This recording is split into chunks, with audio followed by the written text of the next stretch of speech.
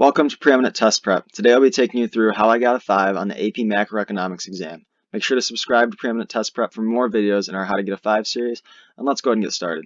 Alright, so my experience with AP Macroeconomics. So my teacher, whatever teacher you have, that's going to really impact how you prep for the exam and how you go through your course. So my teacher, he assigned a moderate amount of homework, which once again, I always prefer a minimal to a moderate amount of homework just because if you're involved in a lot of other classes or other extracurricular activities, it makes it a lot easier.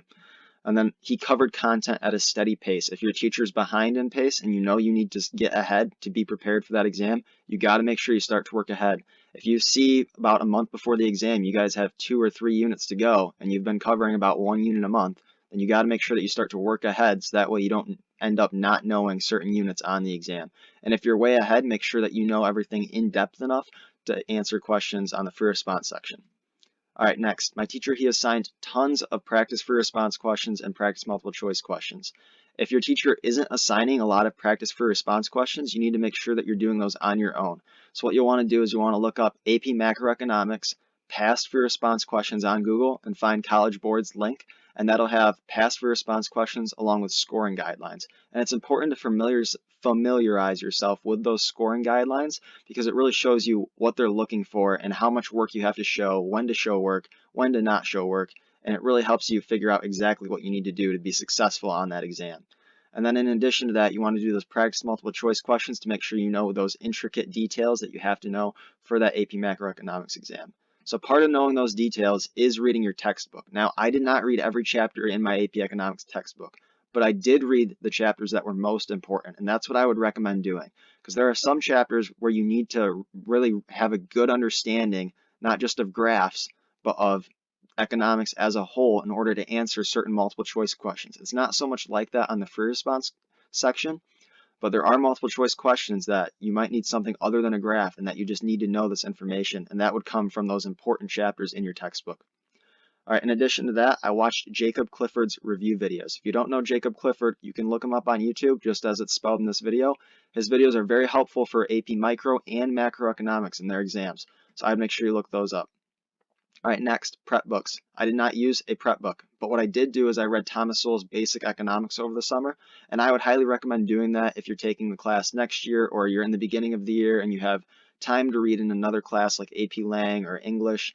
I would highly recommend reading the book. I think it's very helpful for the AP Macro and Microeconomics exams. I found it that as reading it over the summer prepared me immensely for the course and the exam. Really, it was just learning the intricacies of the exam.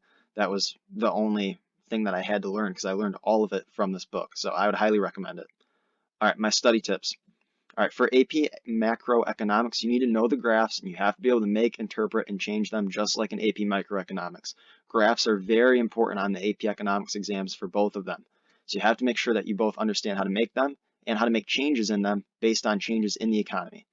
Next, you got to grasp the big picture. You have to know when you're in a recession, when you're in an inflationary gap. You have to know those two things. You have to know how to make changes in monetary and fiscal policy to get out of recessionary gaps or to get out of inflationary gaps.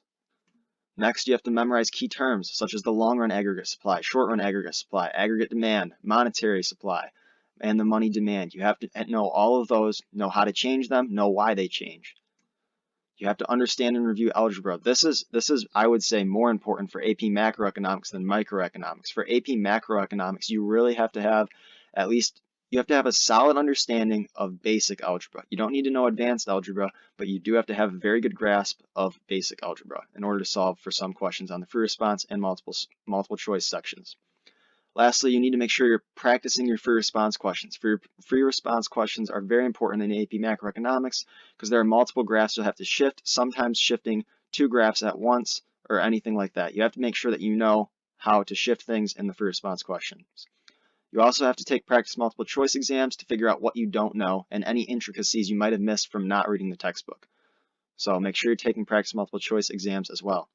Also, watch Jacob Clifford's review videos. He has a year-end review video for AP Macroeconomics. He talks very fast, so you might want to slow it down, but I would highly recommend watching that in the weeks leading up to your exam. He also has unit review videos. I would also recommend those for unit tests. Lastly, do not be politically biased. Make sure you're staying politically neutral in your responses. All right, make sure to subscribe to Preeminent Test Prep for more on our How to Get a 5 video series. Thanks for watching and have a great day.